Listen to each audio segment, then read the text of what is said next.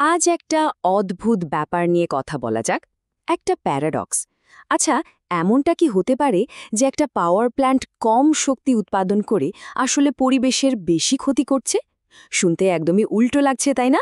কিন্তু আজকের আলোচনা ঠিক এই বিষয়টা নিয়ে। প্রশ্নটা একটু ভাবার মতো। সাধারণ বুদ্ধিতে তো মনে হয় কম পাওয়ার মানে কম কয়লা পুড়বে আর দূষণও কম হবে। কিন্তু বিজ্ঞান কি সবসময় আমাদের এই সাধারণ ধারণার সাথে একমত হয়?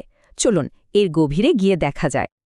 আমাদের সহজাত ধারণা তো এটাই বলে, কিন্তু সম্প্রতি একটা গবেষণা আমাদের এই বিশ্বাসকে বেশ বড় একটা ধাক্কা দিয়েছে। চলুন সেই গবেষণার ভেতরেই ঢোকা যাক। আর এই ঘটনাটাকেই বলা হচ্ছে বিদ্যুৎ কেন্দ্র প্যারাডক্স। চলুন দেখি এই অদ্ভুত ঘটনার পেছনের আসল কারণটা কি। আর এই গবেষণাটা কিন্তু কোনো কাল্পনিক ল্যাবের ওপর ভিত্তি করে করা হয়নি।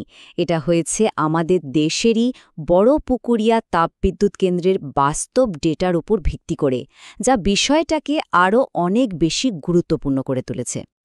কিন্তু বিজ্ঞানীরা ঠিক কিভাবে এই সিদ্ধান্তে পৌঁছালেন? এর জন্য তারা কোনো সাধারণ ল্যাব ব্যবহার করেননি, বরং তৈরি করেছিলেন একটা ভার্চুয়াল ফার্নেস বা চুল্লি। চলুন দেখি সেই পদ্ধতিটা ঠিক কী ছিল। এই নামটা কম্পিউটেশনাল ফ্লুইড ডাইনামিক্স বা সিএফটি শুনতে বেশ জটিল লাগতে পারে, কিন্তু সহজ কথায় বললে বিজ্ঞানীরা কম্পিউটারের ভেতরেই পাওয়ার প্ল্যান্টের চুল্লিটার একটা হুবহু ডিজিটাল কপি, মানে একটা ডিজিটাল টুইন তৈরি করেছেন। এর ফলে চুল্লির ভেতরে কি ঘটছে তা তারা একদম নিখুঁতভাবে দেখতে আর বিশ্লেষণ করতে পারেন।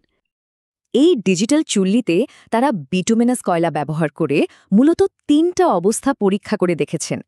এক, যখন প্ল্যান্টটা একদম ফুল পাওয়ারে চলছে, মানে 100% লোডে।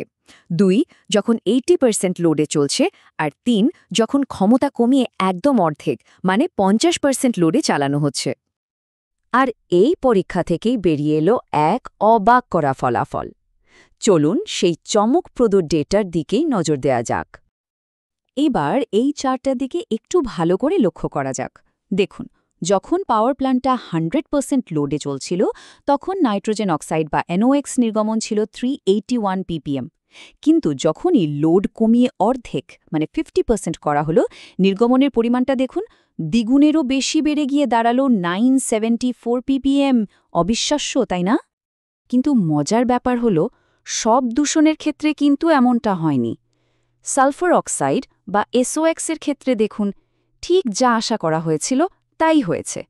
পাওয়ার কমানোর সাথে সাথে এর নির্গমনও সুন্দরভাবে কমে এসেছে। তার মানে এই অদ্ভুতুরে সমস্যাটা শুধু নাইট্রোজেন অক্সাইডকে নিয়েই। গবেষকরা নিজেরাও তাদের গবেষণাপত্রে এই অবাক করা তথ্যটা তুলে ধরেছেন, যা এই প্যারাডক্সের গুরুত্বটাকেই আরও বেশি করে সামনে নিয়ে আসে। কিন্তু আসল প্রশ্ন হল, এমনটা হচ্ছে কেন? কম কয়লা পুড়ছে অথচ NOx দূষণ বাড়ছে। এর পেছনের রহস্যটা কি? চলুন সেই রহস্যটাই সমাধান করা যাক। এই রহস্যের সমাধানের প্রথম সূত্রটা হল রেজিডেন্স টাইম নামের একটা ধারণা। সহজ কথায়, গ্যাসগুলো চুল্লির ভেতর থেকে বের হওয়ার আগে ঠিক কতক্ষণ থাকছে সেটাই হল রেজিডেন্স টাইম। যখন প্ল্যান্টটা ফুল পাওয়ারে চলে, তখন গ্যাসগুলো চুল্লির ভেতরে থাকে প্রায় 9.7 সেকেন্ড। লোড যখন একটু কমানো হয়, মানে 80%-এ আনা হয়, তখন এই সময়টা বেড়ে দাঁড়ায় প্রায় 11.7 সেকেন্ড। আর যখন লোড অর্ধেক করে ফেলা হয়, তখনই আসল ব্যাপারটা ঘটে। রেসিডেন্স টাইম নাটকীয়ভাবে বেড়ে 23 সেকেন্ডেরও বেশি হয়ে যায়। মানে গ্যাসগুলো চুল্লির ভেতরে দ্বিগুণেরও বেশি সময় ধরে ঘুরপাক খাচ্ছে। এবার আসা যাক রহস্যের দ্বিতীয় সূত্রে, আর সেটা হলো NOx আসলে এক রকমের নয়। মোটা দাগের 3টে প্রকার ভেদ আছে। একটা হলো থার্মাল NOx, যেটা অনেক গরমে তৈরি হয়। আরেকটা হলো ফিউয়েল NOx, যেটা আসে কয়লার নিজের ভেতর থাকা নাইট্রোজেন থেকে। আর সবশেষে আছে প্রম্পট NOx, যেটা শিখার খুব কাছেই দ্রুত তৈরি হয়ে যায়। আর এখানেই পুরো রহস্যের সমাধানটা লুকিয়ে আছে। দেখুন, যখন প্ল্যান্ট 100% লোডে চলে, তখন চুল্লির তাপমাত্রা থাকে অনেক বেশি। এই প্রচণ্ড তাপে প্রচুর থার্মাল NOx তৈরি হয়। কিন্তু যখন লোড কমিয়ে 50% করা হয় তখন তাপমাত্রাও কমে আসে, ফলে থার্মাল NOx তৈরি হওয়াটাও কমে যায়। মনে হতে পারে এটা তো ভালো খবর, কিন্তু এখানেই আসল টুইস্টটা। লোড কমানোর ফলে রেজিডেন্স টাইম তো অনেক বেড়ে গেছে, তাই না? প্রায় 23 সেকেন্ড। এই লম্বা সময়টা পেয়ে কয়লার নাইট্রোজেন থেকে তৈরি হওয়া ফুয়েল NOx আর প্রম্পট NOx অনেক বেশি পরিমাণে তৈরি হওয়ার সুযোগ পেয়ে যায়। শেষ পর্যন্ত এই দুই ধরনের NOx এর মিলিত পরিমাণ এতটাই বেড়ে যায় যে তা থার্মাল NOx কমার ঘাটতি পূরণ করে মোট দূষণকে কয়েক গুণ বাড়িয়ে দেয়। তার মানে পুরো খেলাটা হলো তাপমাত্রা আর সময়ের এক অদ্ভুত বোঝাপড়ার। আচ্ছা, একটা নির্দিষ্ট গবেষণা নিয়ে এত কথা বলার কারণ কি? কারণ এর প্রভাবটা কিন্তু বেশ বড় এবং সুদূরপ্রসারী। আজকাল নবায়নযোগ্য শক্তি যেমন সোলার বা উইন্ড পাওয়ারের ব্যবহার বাড়ছে, কিন্তু এগুলোর একটা সমস্যা হলো এরা সবসময় সমান বিদ্যুৎ দেয় না।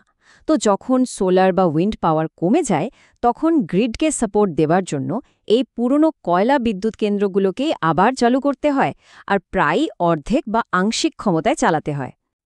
তো কম ক্ষমতায় কয়লা প্ল্যান্ট চালানোকে আপাতদৃষ্টিতে একটা ভালো সমাধান মনে হতে পারে, কিন্তু এই গবেষণা আমাদের চোখে আঙুল দিয়ে দেখিয়ে দিচ্ছে যে এর একটা লুকানো খরচ আছে। এর ফলে আমরা নিজের অজান্তেই NOx এর মতো মারাত্মক দূষণকারী গ্যাস পরিবেশে ছড়িয়ে দিচ্ছি। আর এই NOx কিন্তু অ্যাসিড বৃষ্টি, ধোঁয়াশা, এমনকি মানুষের শ্বাসকষ্টের মতো ভয়াবহ সমস্যার জন্য দায়ী। তবে আশার কথা হলো এর সমাধানও আছে। গবেষণাতেই বলা হয়েছে যে SCR বা SNCR এর মতো কিছু আধুনিক প্রযুক্তি ব্যবহার করে এই অতিরিক্ত NOx নির্গমন নিয়ন্ত্রণ করা সম্ভব। এই পুরো আলোচনাটা আমাদের একটা বড় প্রশ্নের সামনে দাঁড় করিয়ে দেয়। আমাদের বিদ্যুৎ ব্যবস্থা যত আধুনিক হচ্ছে এবং শক্তির চাহিদা মেটাতে আমরা নতুন নতুন কৌশল নিচ্ছি, তখন আমরা কি পরিবেশের উপর এর এরকম আরও অনেক অজানা বা লুকানো প্রভাবের কথা জানতে পারব? বিষয়টা কিন্তু ভাবার মতো।